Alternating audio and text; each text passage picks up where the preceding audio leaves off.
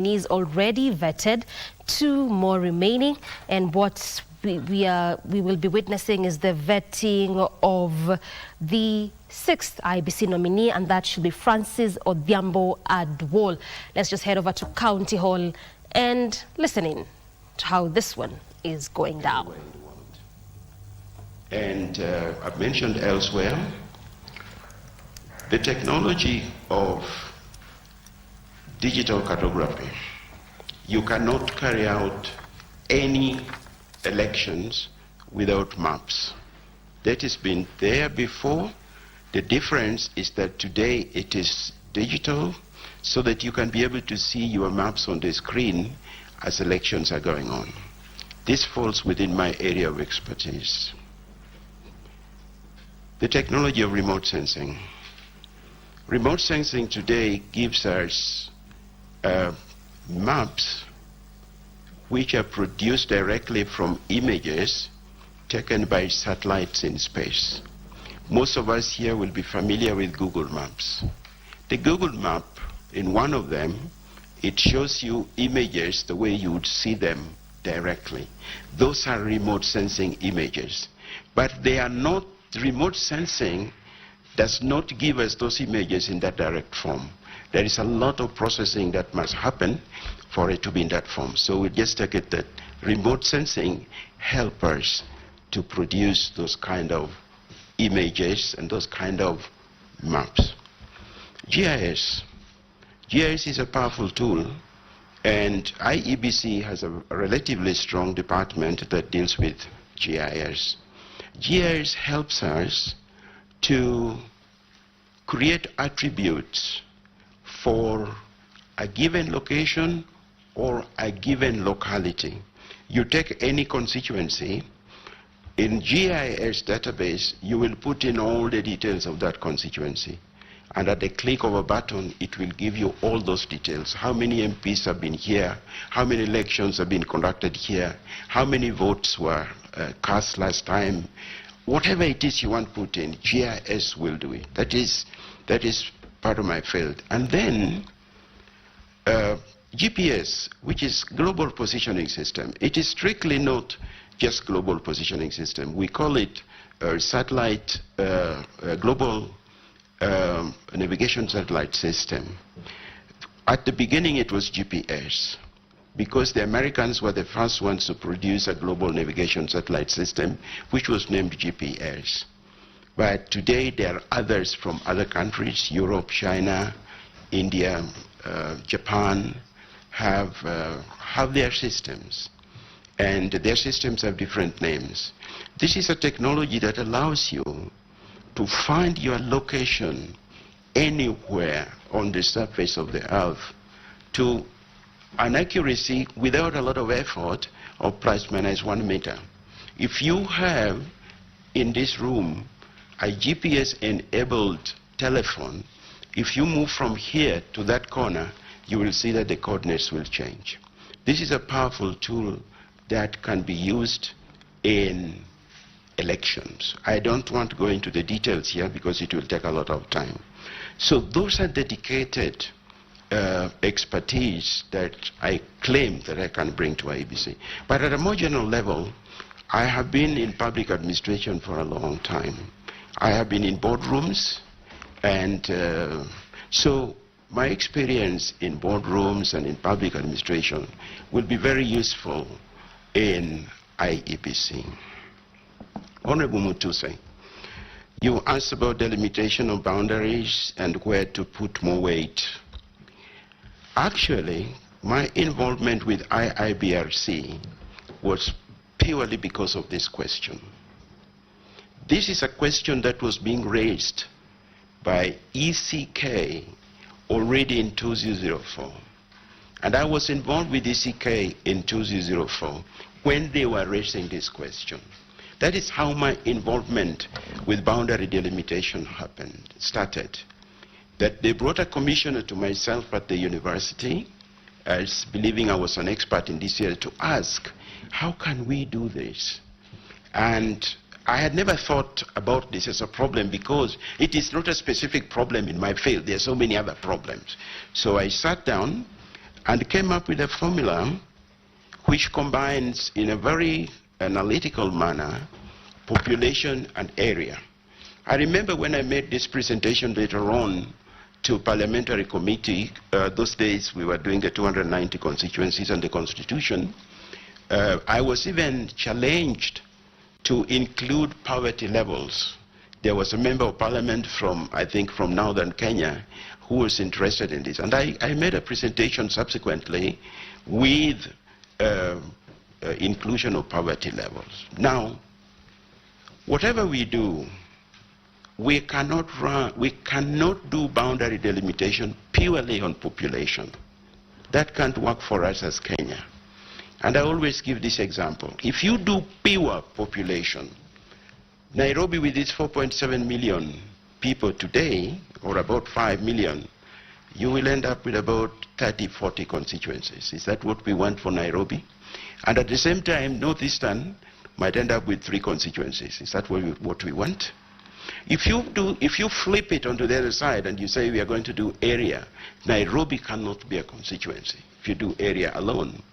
And Northeastern might end up with 50 constituencies. Is that what we want? No. So you have to come up with a compromise and have a formula which does this, Honorable. Kenya has 290 constituencies and 1450 wards. Are we overrepresented? This is a relative question. It depends on what we want to achieve. If you ask me today, and I was doing this thing, I will tell you as follows. We can have less than 290.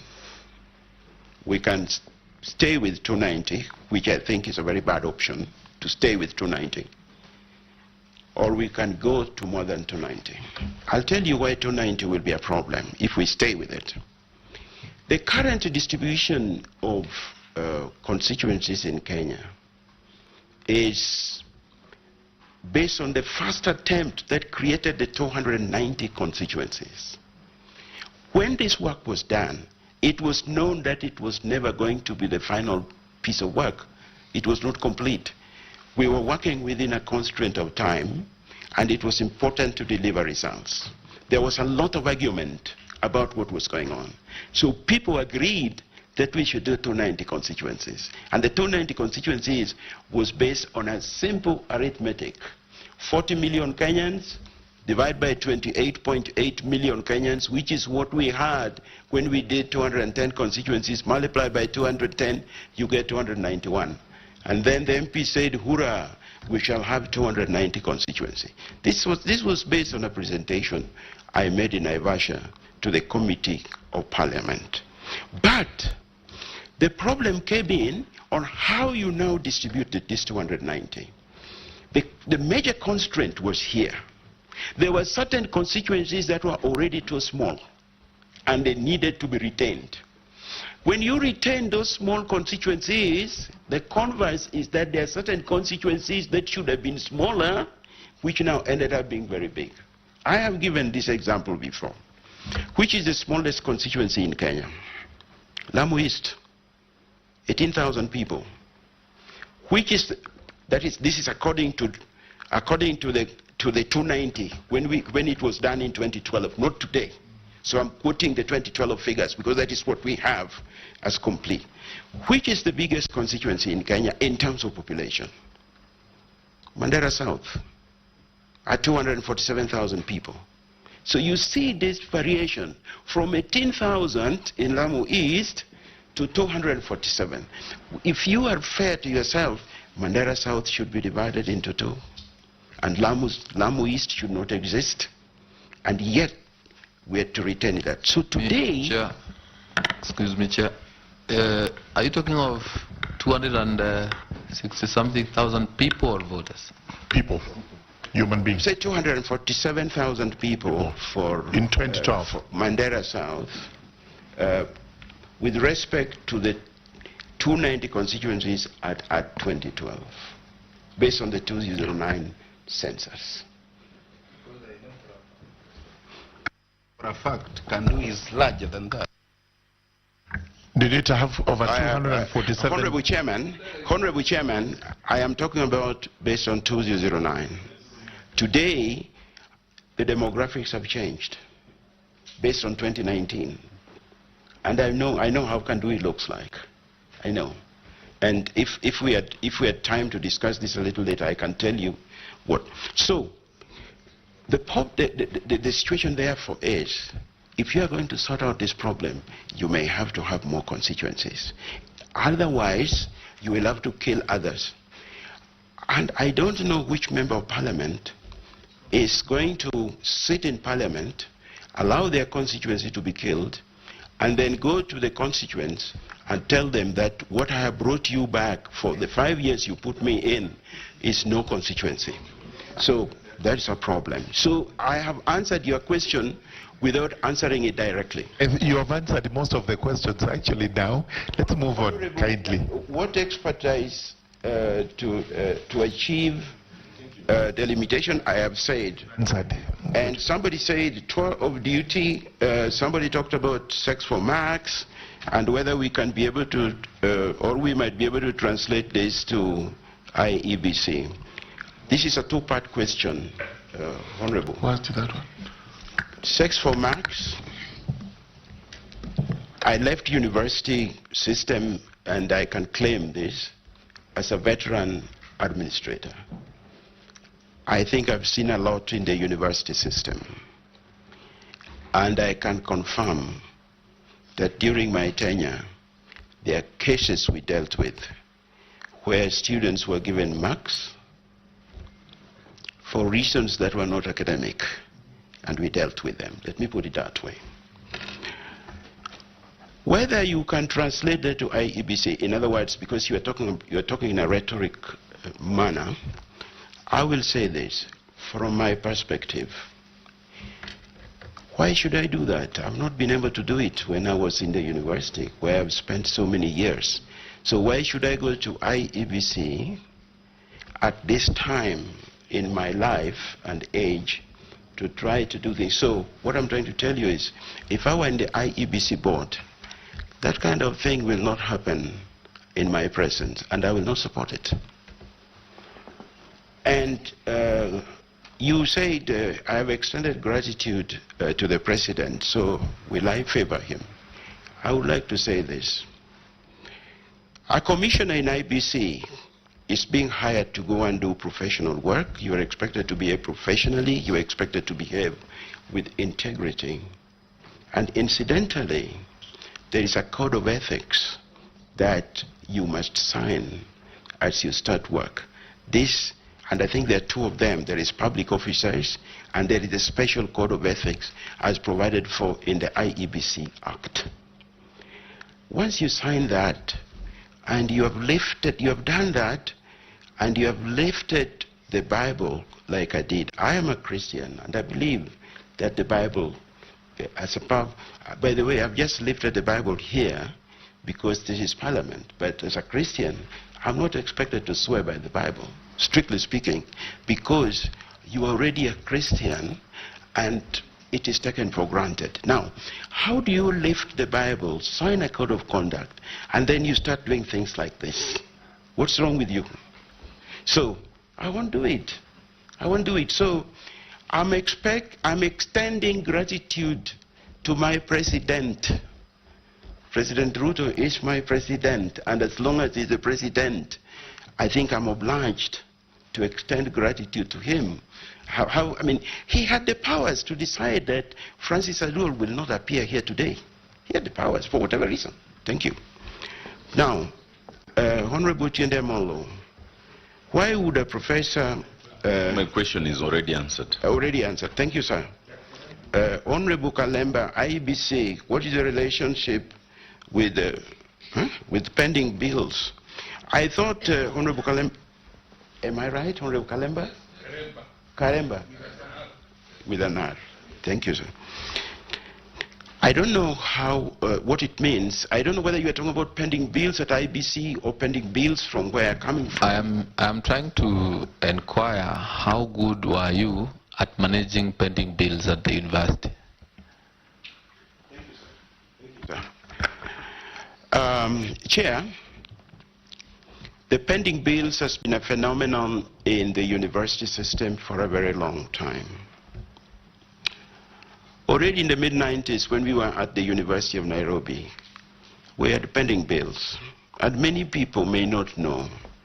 The reason Module 2 was ever introduced, and I was involved in it, I am one of the people, 7 people selected by the university in 1997 to write a document that eventually created Module 2, and that document is where we are using for the first time the word Module 2 and the word parallel program. Why they were introduced in the University of Nairobi, then Francis Gichaga was the Vice Chancellor, was because the university was having pending bills. Many people don't know, by mid-90s, University of Nairobi was already having huge pending bills. This has been a phenomenon in the university system. And universities have tried to deal with it in the kind of ways that, like Module 2. But in my tenure, therefore, at the Technical University of Kenya, we had pending bills, and I left pending bills at the university. It has got to do with the way the government funds universities. And honorable members, as long as we don't have a proper funding formula for universities, the universities are going to have pending bills.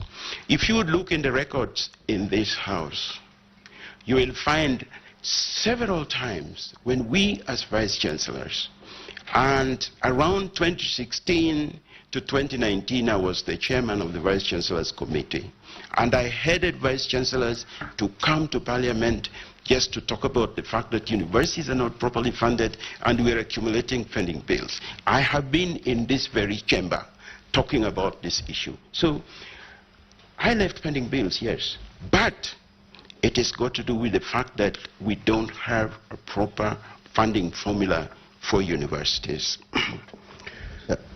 Just before you proceed from there, there are murmurs in the streets that you are the one behind the new funding, university funding model formula. Is it true? Thank you, sir. Actually, those should not be murmurs. Those should be compliment. Because I am the person behind the differentiated unit cost. I have a thick document here I came with today where we did this work for the first time in 2005.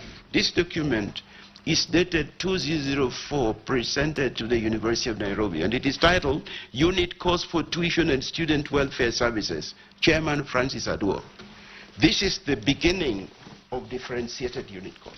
And what we were trying to do was to look for a rational way of funding universities. Sadly, it took a very long time for the Ministry of Education to embrace this. And here I must give compliment to Honorable Matiang'i.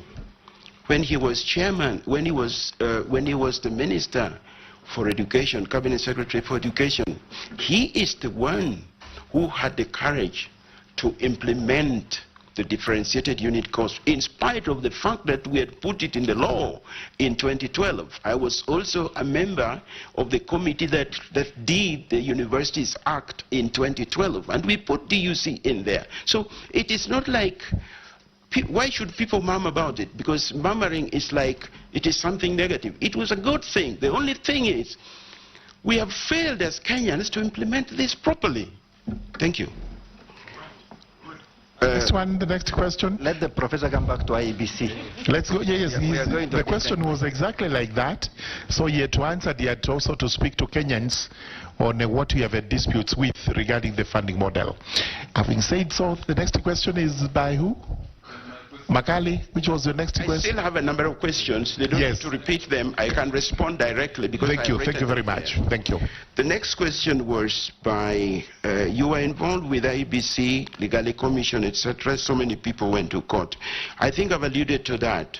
One of the reasons many people went to court are people who expected their constituencies to be divided. And it was not possible to do so because the number was capped at 290.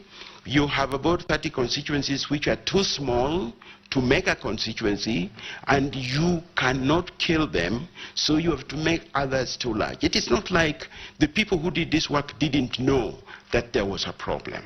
Today, if we are doing this work, these are some of the things we need to rectify.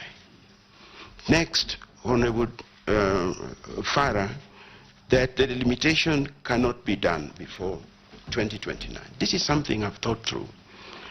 Chairman, there are, with the delimitation of boundaries, there are three important issues that we must address if we are going to do it.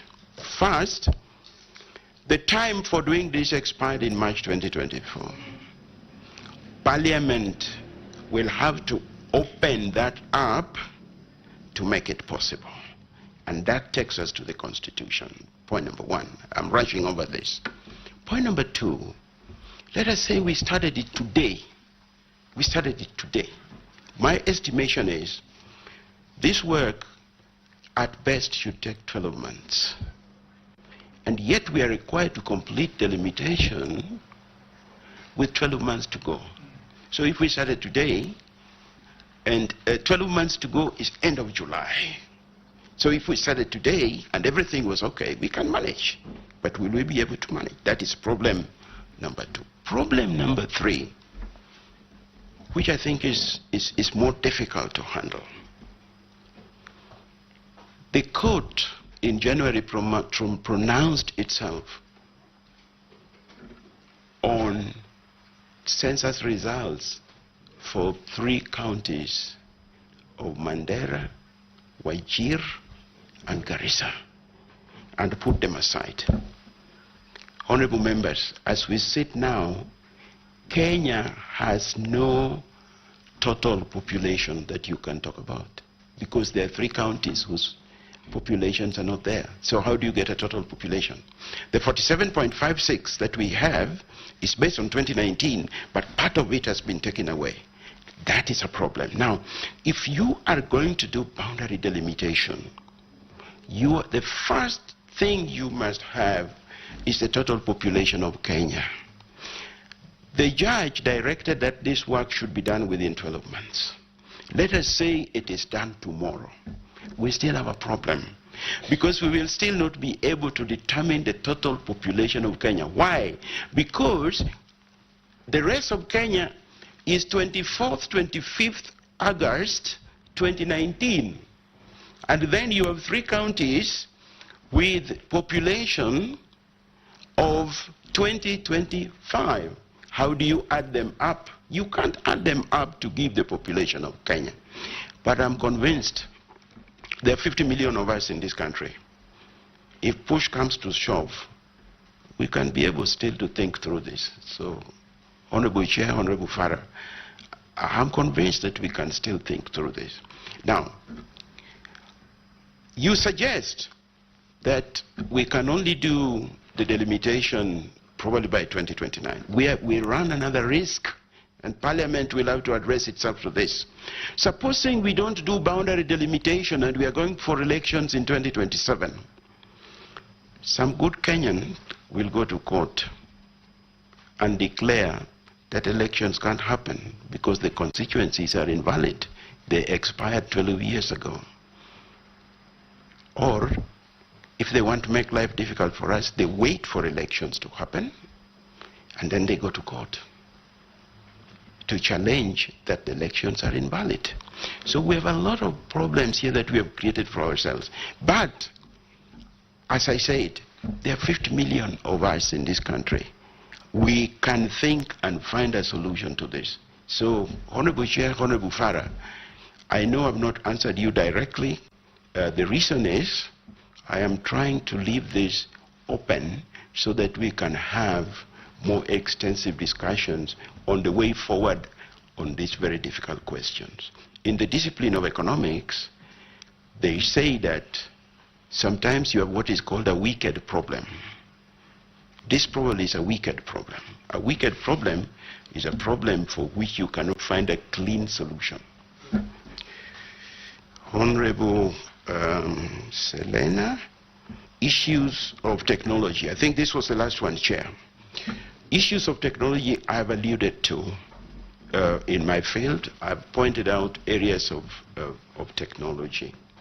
And those areas that I mentioned are applied everywhere today in making elections work well. Now, if you combine today, to do modern elections, you need geospatial sciences, you need ICT, and we have ICT people. The challenge there are very many people telling us that we can use the telephone to vote. I am sure eventually we will get there, but not for 2027. I think we are still stuck in a situation where people are used to the idea that you want to be able to verify that these are the so many votes that were cast and you can put your fingers on it. But we will progress onto this slowly. What I can say is, if I went to IEBC today, I would like to look at what can we do quickly in terms of application of technology that we can achieve by 2027. And we give ourselves a target at IEBC that every round of elections we apply one piece of technology, so that you don't have to apply a lot of technology at the same time, which is going to fail, and then you get embarrassed. Thank you, sir. Thank you very much. I think that answers it precisely. Mushira, I think yours is answered. What follow-up question? Professor, I get you. You said that it might be wise for us to increase the constituencies. I've just been looking at this. The size of the biggest, or one of the biggest democracies in the world, the United States of America, second biggest, I think, after India, is 10 million square kilometers, 9.8 something million square kilometers. They have only 435 members of parliament, of the House, like a National Assembly. They have only 435 constituencies, and then 100 senators up there. We have a country expanse of 544,000 square kilometers. And we already have 290 constituencies for 47 women reps. I can't remember, it's 369, is it? Just in the lower house, so 349. 49.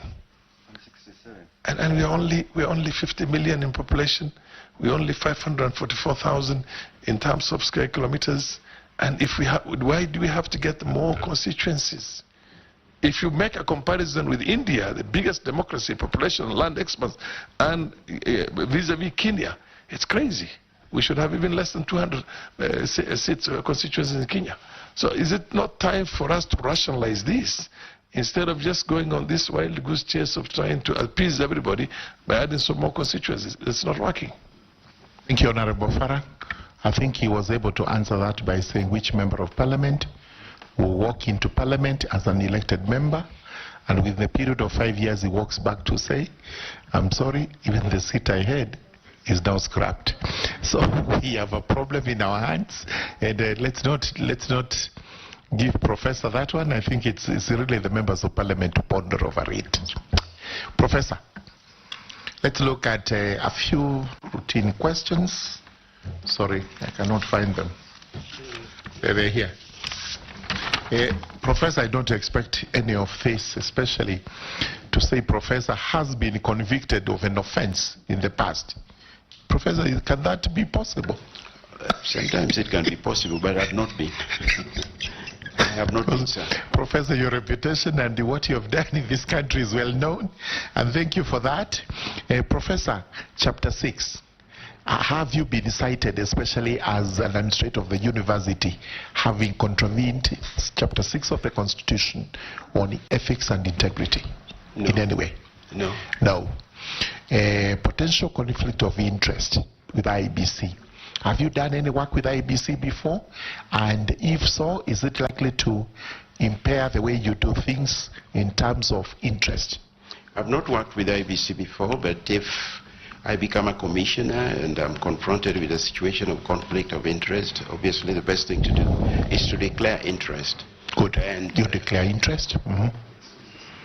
And if it requires recusal, then you recuse yourself. Pro bono, charity work, donations to charity. Have you done any pro bono works, charity works, or made donations of importance to anybody in this country? Or any political party or any politician? Political parties, no, not politician.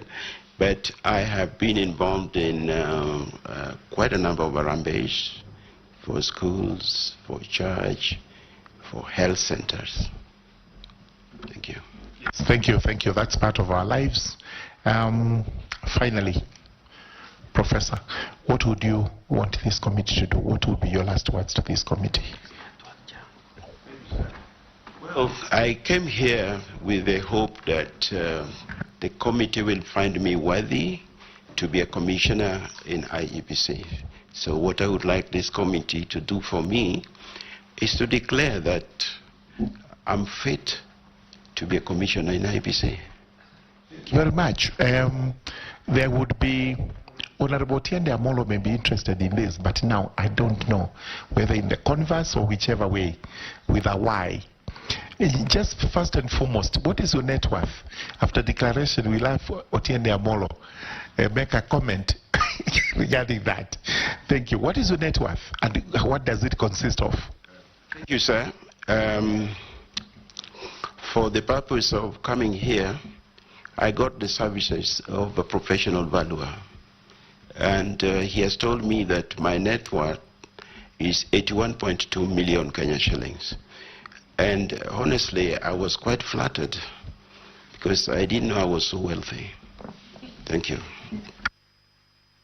Honorable Tiende Amolo. For completeness of the record, how many years of public service? I think it is of interest to note that of that 81.2 million, your books alone are worth 5 million. Thank you, sir. I have had a very long public service, I think very soon it might hit 50 years. But I know you are asking, why should I have been in public service for so long and I don't have so much money? I lived on my salary. And as a university professor, I was not paid a lot of money. And I have spent a chunk of my money. As a good professor of the university, one of the things I say to myself, Honorable Chair, is that my children will get the best education I can afford. And a big chunk of my money was spent ensuring that my children got the best education they could afford. They went to some of the best schools in this country, and they went to some of the best universities in the world, including Cambridge, and I paid for it from my pocket. Point number two, that 81.2 million, the valuer says, is part of it is land and some buildings.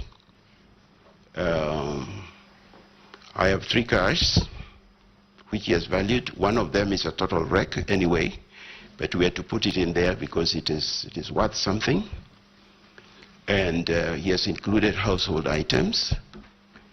And my books are worth 5 million shillings. Thank you. Honorable Stephen Mogaka, as we conclude, yes, what is burning? As we conclude, there's a small burning here. During your acknowledgement of the implementation of the funding model for the university, you hailed Dr. Fred Matiang'i as the driver of the implementation, and I guess deservedly so. Now my question, if the name you mentioned were a presidential candidate at the ballot, and like you said for Dr. William Ruto, would you work in favor just because of giving him credit for implementing your funding model? And then number 2, last question, is Kenyans are usually very presumptuous, and you did mention that you come from Seme. Do you belong to any political party, for avoidance of doubt? Thank you, Chair. All right, finally, you may answer those ones, Professor, before we release you. Thank you very much, Chair. In academia, we are always trained to acknowledge anybody who has done good work. And that is why I'm acknowledging Dr. Matiang'i when he was Minister for Education. I'm just saying that I think he did a good job in this respect. I can't talk about in this respect. That does not mean that if he decided to be MP for, I don't know where exactly he comes from, but I imagine Borabu or someplace. If he decided to be MP for Borabu, or he decided to be governor for Nyamira, or even the president of this country, then because of that, I should now favor him. In my long career, I've interacted with very many people who have been good to me, and I've also been good to them. Some of them are in here. I promise you, if you stand for elections, and I was the one making the decision, you will get a fair decision. You will get what you deserve. 2, I am not a member of a political party, and I've not been an official in a political party. But there is a small twist. When I went to the office of the Registrar of Political Parties to get the document that I presented to you today, I found that some people registered me as a member of a party called Devolution Empowerment Party of Kenya. And I had never known about this. And the only thing that was there was my ID number. And of course, promptly, I was assisted to delete my name from that party. But so I've never belonged to a political party. Thank you. Thank you very much, Professor. Professor, thank you very much. So the committee will look at your papers, will look at what you've told us, and... Sir, you know that Devolution Empowerment Party is a party that has a lot of root in Marimanti and those other areas. Perhaps it happened when you visited that. Yes, that may be so. Clear that it has false members. Let me not make a comment on that one, but I'm 100% Professor resigned from it immediately because it was not his wish to be there, or you've remained to be a member. Professor, did you remain a member when you discovered this, or you resigned? Of that party? No. I deleted myself immediately. I don't even know the party. I deleted myself immediately. He deleted himself immediately. Thank you. So that he is now party free. Thank you very much, Professor. We release you, and you'll be hearing from the House of National Assembly when we take our recommendation to them. Thank you so much. I would like to underline that you have been nice to me. Thank you very much. It felt like a lecture room. Yes, it was very good, Professor. We were just mesmerized as you told us about all those matters. Absolutely mesmerized. Thank you.